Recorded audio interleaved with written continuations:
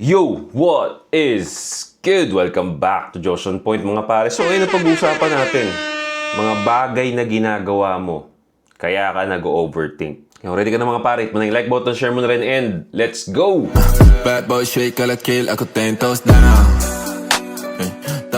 Kung gusto mo mag-amoy bad boy ng may class pare, available yung mga perfumes natin sa TikTok shop. Go ahead, check it out. Link nasa description. Okay pare, isa sa mga problema na pwede mong kaharapin bilang lalaki mag-overthink. Madami kang opportunity na hindi mapapansin dahil kakaisip mo ng mga bagay-bagay. Madami kang events na hindi may enjoy. Marami kang socialization na hindi ka ma-connect dahil sa pag-overthink. I'm gonna be honest pare, nangyayari sa akin ngayon to. And nung na-realize ko na tangina nag-overthink ako ngayon, nahimay ko. No? Nahimay ko kung ano yung reason. At baka makatulong din sa inyo. No? Number one reason kung bakit ka nag-overthink. Pinoproblema mo yung mga bagay na hindi mo pa naman masusolusyonan ngayon. Nangyayari pa rin sa akin to from time to time. For example, nagda-drive ako, nakita ko yung ulap, parang uulan. Sabi ko, teka, yung sinampay ko, hindi ko pala natakpan, hindi ko pala napasok. So, traffic pare. Traffic. Hanggang sa umulan na nga pre. Nainis ako nang nainis, sabi ko, putya, yung damit, yung sinampay ko, wala na, basa na. Hindi na ako nakaka-concentrate sa pagdadrive ko, muntik-muntikan pa ako na makasagi. Huminga ako ng konti, no? Nag-relax ako ng konti, inisip ko, ano ba magagawa ko ngayon? Nandito ako sa kotse. Di ba? Hindi ko naman matatanggal yung sinampay ko. Nandito pa ako sa sasakyan. Ang layo ko pa. 1 oras pa ako dun sa bago makarating sa bahay. So wala akong magagawa technically. Bakit ko siya pinoproblema? After ko ma-realize yun, hinayaan ko na lang. Hintay ko na lang makauwi ako sa bahay hanggang sa nakita ko basa na. Dinilaban ko na lang ulit. Saka ko pinasok. Yun ang isa sa mga rason kung bakit ka nag-overthink.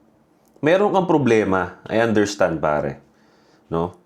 But yung problema mo na yon, wala ka pang mga tools, wala ka pa dun sa tamang oras para solusyonan yon. Hindi nagme-make sense na pag-isipan mo pa. Kung meron tayong mga problema na kailangan solusyonan, make a time for it. Maglaan ka ng oras para pag-isipan yon or gawin yung problema na yon. Hindi pwedeng isinasabay natin sa dapat mong gawin. Hindrance siya, bro. Na pwedeng makasira ng focus mo.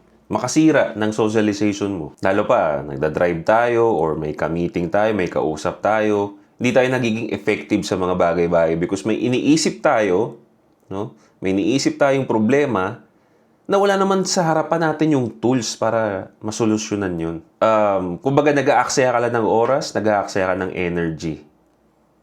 At syempre, ang pag-iisip, na-consume ng energy yun. Bro mo, nagtatrabaho ka. Iniisip mo pa yung problema na wala ka pa namang kakayanan na ayusin yun sa ngayon. So, nagdodoble energy ang ginagamit mo. Kaso nga lang, yung dumagdag na nagko-consume ng energy mo ngayon, yung pag-overthink mo, walang kwenta. Kasi wala ka naman talagang ginagawa. Number 2, pare, na na-realize ko na kaya bakit ako nag-overthink. Masyado ako maraming ginagawa. Ano ibig ko sabihin doon na masyado ako maraming ginagawa? Hindi ba maganda yun, Boss Josh? Na marami kang ginagawa? Maganda naman yung maraming ginagawa. Kung yung ginagawa mo na yun, talagang makakatulong sa kung ano yung gusto kong mangyari sa buhay ko. Kasi hindi naman lahat ng bagay makakatulong sa buhay mo.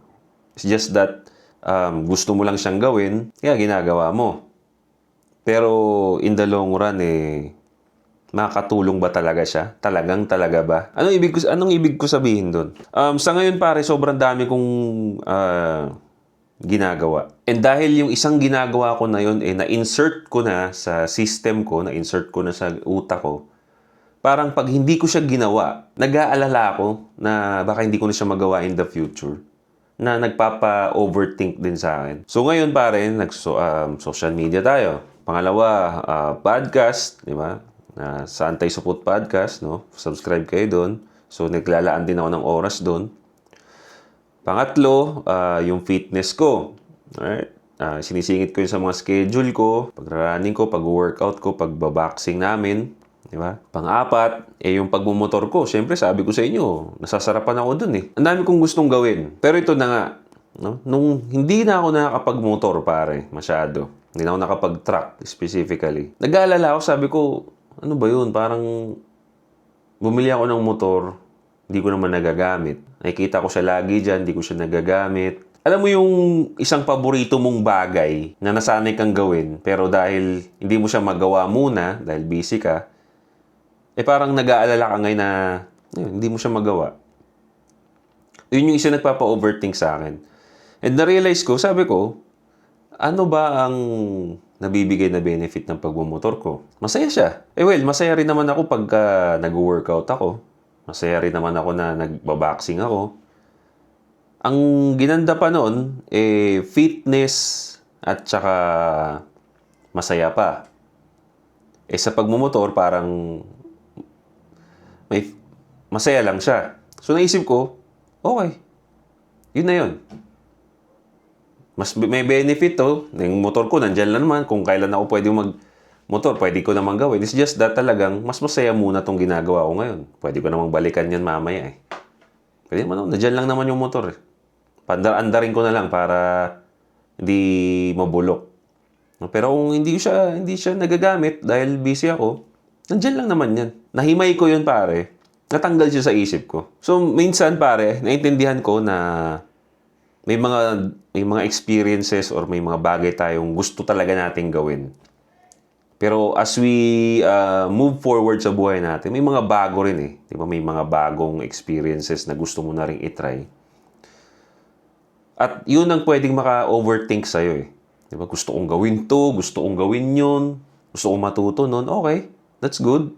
We're trying to explore, but kailangan ma-pinpoint mo na doon kung ano ba doon yung kumbaga parang, ano ba doon sa mga ginagawa ko na yun ang hitting two birds with one stone. Yun na lang ang pipiliin ko. Alisin ko yung isa lang ang benefit.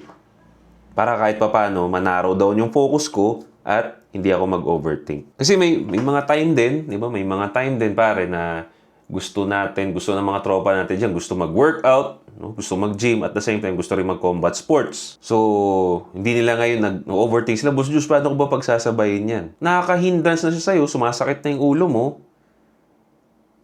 Ano ba yung naibibigay ng pag-gym? Yeah?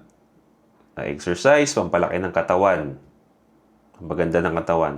Combat sports, pampalakas din. At self-defense. So, mamili ka doon. Ano ba mas importante sa'yo? Again, kaya namang pagsabayin. But, sa sobrang dami mo ang ginagawa, baka na-overthink ka na. Baka may kailangan ka lang na himayin kung ano yung mas may nakukuha kang benefit at mag-stick ka na lang doon. Minsan may mga bagay talaga na kailangan mong isang tabi talaga eh. Para maging klaro yung tingin mo. No? Number 3 pare, na baka nagpapa-overthink sa'yo. No? Masyadong madami ang circle mo. What do I mean by that? Masyado ka maraming tinutropa. Paano ka naman ma-overthink doon? Well, pare, if marami kang tropa, marami kang dapat laanan ng schedule, no? Marami kang events na kailangan puntahan, marami kang conversation na hindi ka dapat nahuhuli, marami kang problema na sasaluhin din. Since tropa mo yan, magsishare naman kung ano na yan. And hindi tayo robot. Ma-absorb at ma-absorb natin yun. Lalo pa, kunyari, ikaw ang pinakamatalino sa inyo. Or ikaw yung reliable. So most likely, lahat din ng mga nasa circle mo ay magre-rely sa'yo. Magre-rely sa'yo yung tropa mo dito, tropa mo sa boxing, tropa mo sa gym, tropa mo sa motor, tropa mo sa social media, mga ganong shit. Para sa akin, that will lead to overthinking din. I decided din, nung na-experience ko to, sabi ko, I need to cut off some people. Hindi dahil galit ako sa kanila.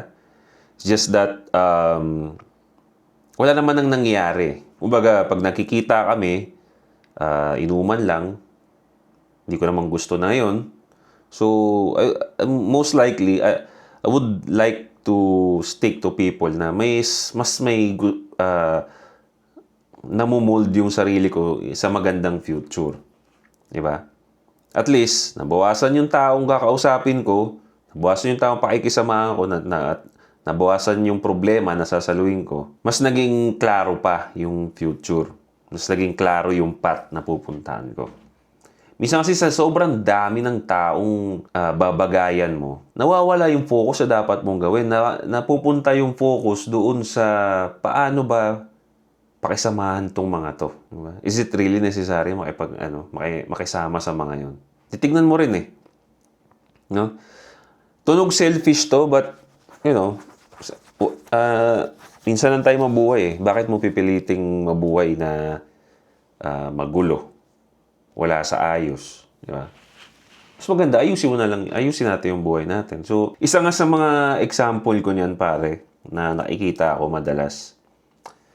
Hindi man tropa, but family members, no? Nasa compound sila, pre. Compound. No? Buong pamilya nila nasa compound sila. So, alam niyo yung setup ng compound, di ba? Para kayong nakakulong sa isang place, tas puro kayo magkakapamilya. Lagi nagsishare sa akin yung tropa ko, pre. Magulo daw yung isip niya, ang sakit daw ng ulo niya lagi. Sabi ko, ano ba sa tingin mo yung nagpapatrigger?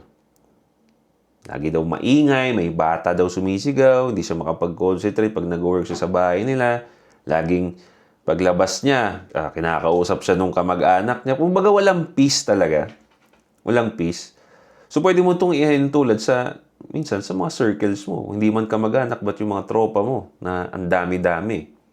Diba? Minsan ano pa yan? Time-consuming pa yan.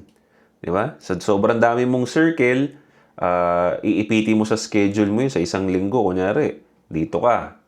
May lakad kayo ng motor, may lakad kayo ng gym, get together ng mga gym members, get together ng mga kaboxing mo. Ang gulo-gulo. Di ba?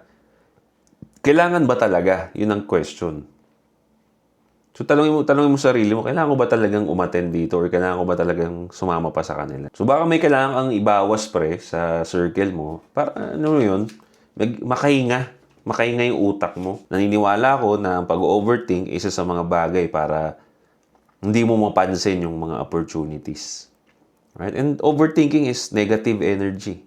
Baka hindi mo ma-attract yung swerte pagka nag-overthink ka. So, baka pag naiwasan mo yung mga sinabi natin, pinag-usapan natin, baka makatulong.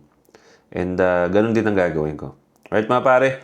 Don't forget to subscribe, no? Hit the bell para notify kayo sa mga bago nating videos. Anong masasabi nyo doon? No? Naka-experience ba kayo ng ganun? Anong ginawa ninyo para maiwasan? Right? Maraming salamat sa panonood, pare. This is Joshon Point. See you next time. Boom!